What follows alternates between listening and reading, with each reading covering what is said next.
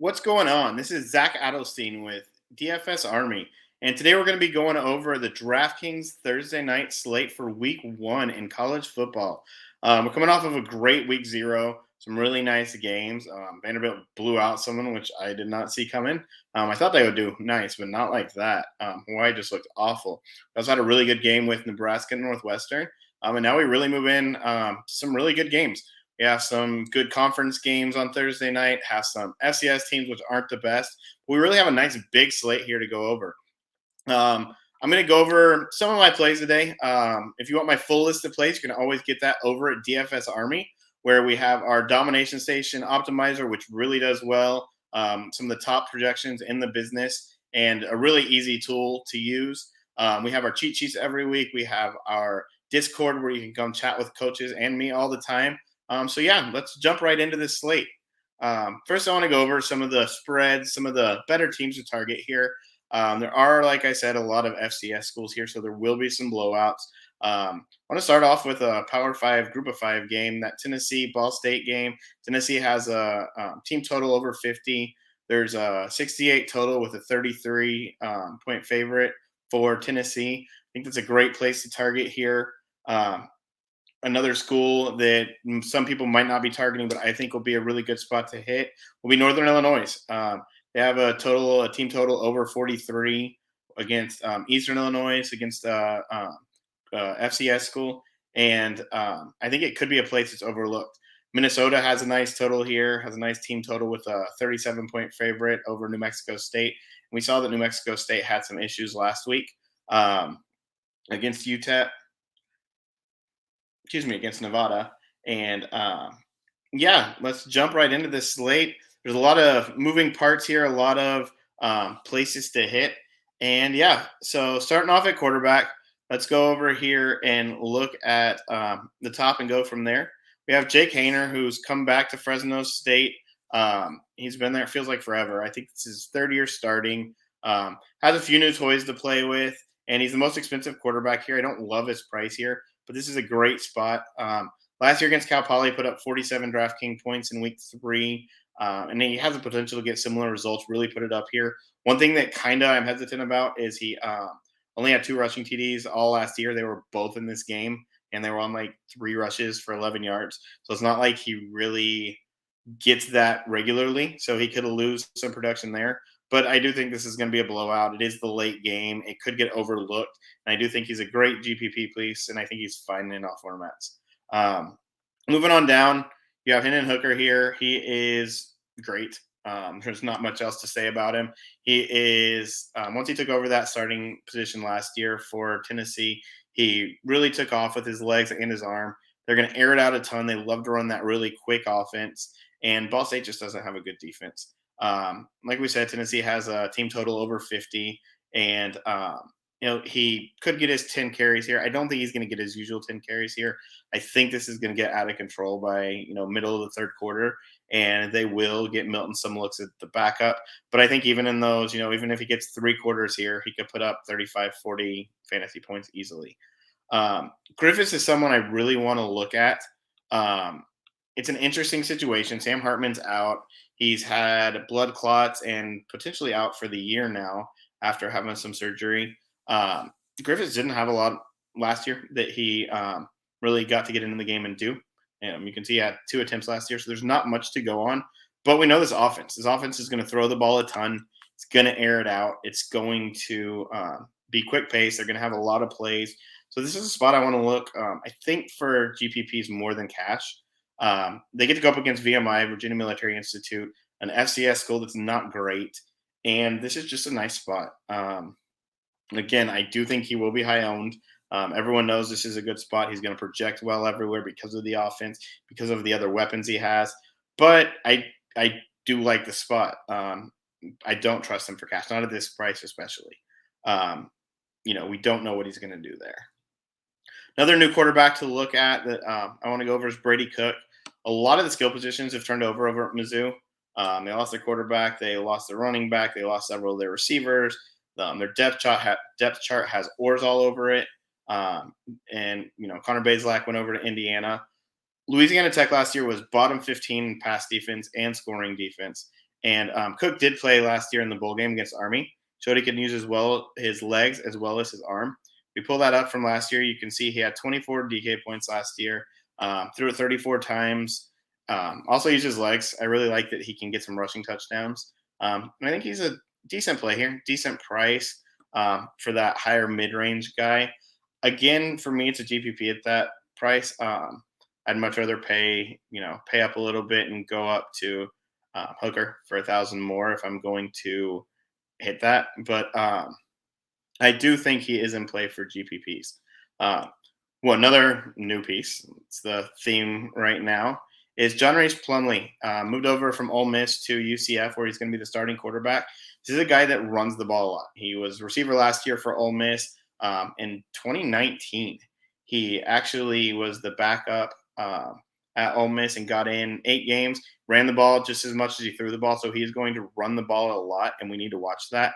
That being said, he gets an FCS school. He can break some big runs here. He's a decent mid-price guy for his upside. I do think he has 30 fantasy point upside easily here. And they have a nice total as well here. The spread for this game right now, and the only book I could find it, is a 35-point favorite with a 56.5 total. So they have that team total up around 46 points. And yeah, I mean, I just think he's one of those guys that can really go off, especially against subpar competition. Last play I'm going to go over on this video is down at Aiden O'Connell. I don't know why they don't price this guy up. I know he's got a tough matchup, but he made me a lot of money last year, and I loved watching him play. Purdue offense really went off last year, and they just threw the ball a lot. I mean, look at these totals for passes in these games. 45, 54, 52, 39, 31, 46. And you come over here, look at his production over that time. Starting in week 10, he had no less than 31.22 fantasy points. In that bowl game, he really went off for 42 points or 554 yards. He easily could hit 300 yards here, get that bonus. That right there is 15 points. He, 3, 4, 3, 4, 5. Gets you 300 yards and 2 touchdowns here.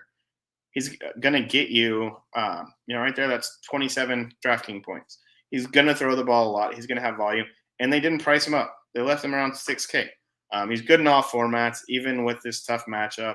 And this is a sneaky matchup that I do think could shoot out. If they're playing it in Indiana at Purdue, and it's night game, first game of the season, I'm excited to watch it. Let's go over to running back. Speaking of first game of the season, last year, the first game of the season, Mo Ibrahim went off, had 163 yards, and then he popped his Achilles. It was awful. I remember that game. I think he's one of the most exciting players in college football, and it really hurt for him to do that, to get hurt. I hurt for him in that game. I think he's 100% back and could really go here. They say he's 100% back. It's been a full year, which is good for him. And I mean, if you go back and look at his stats, he has had at least 100 yards in every game in the last 2 seasons. 2020 was that shortened season. He had 100 yards in all 7 games, finished with over 1,000 yards in just 7 games. New Mexico State's not a good defense. They are awful. They could give him 20, 25 carries here, and I think you just ride him, even at this high price.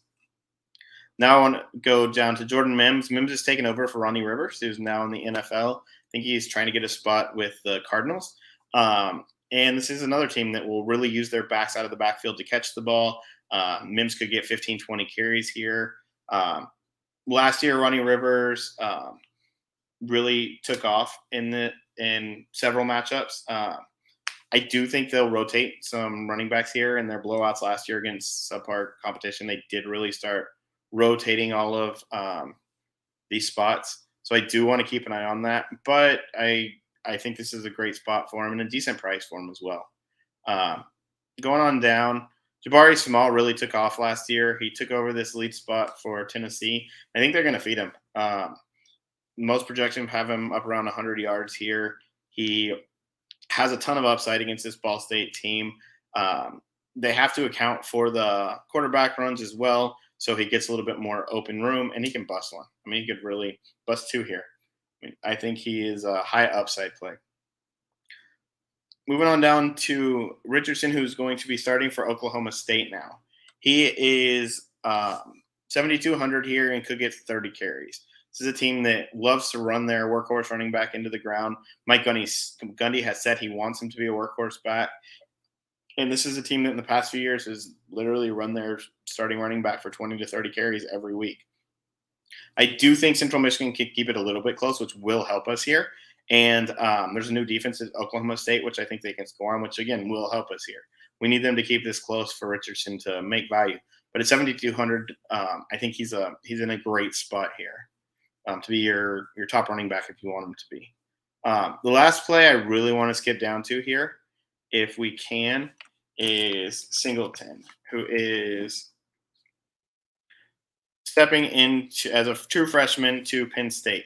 Nick Singleton was the number one running back recruit, and I think number 3 recruit overall last year for out of high school. He is getting a lot of praise in practice. Penn State's not going to release a depth chart, which I hate. I do think Kayvon Lee will start, but I think Singleton could be like Amari and Hampton last week we talked about.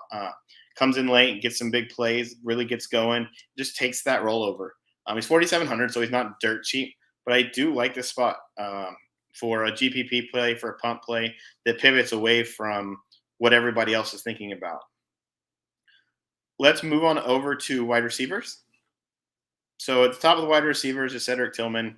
He has gone off, the past couple of years, especially at the end of last year.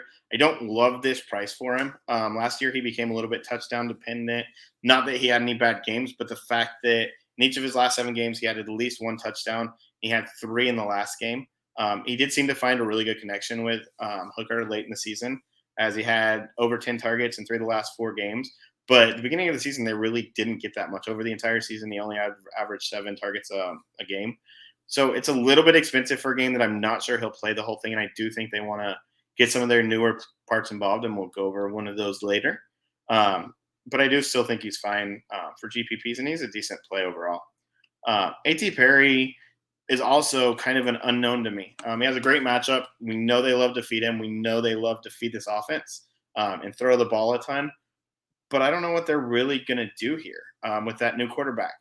It all rests on, the quarterback in this offense. Hartman obviously could air it out. He'd make mistakes. He would throw some interceptions, but we knew he could also get it where he needed to go. I don't know about Griffis. We haven't really seen much of him. We kind of have to take a wait and see approach. So for that, I'm not going to have much Perry in cash. I do think I'll have some pieces of him in GPPs just because he has that 30, 40 fantasy point upside. But I kind of proceed with caution there just to kind of figure out, feel out Griffis, see what's going to happen here. A new face I want to look at that came over from Akron is Kanata Mumfield.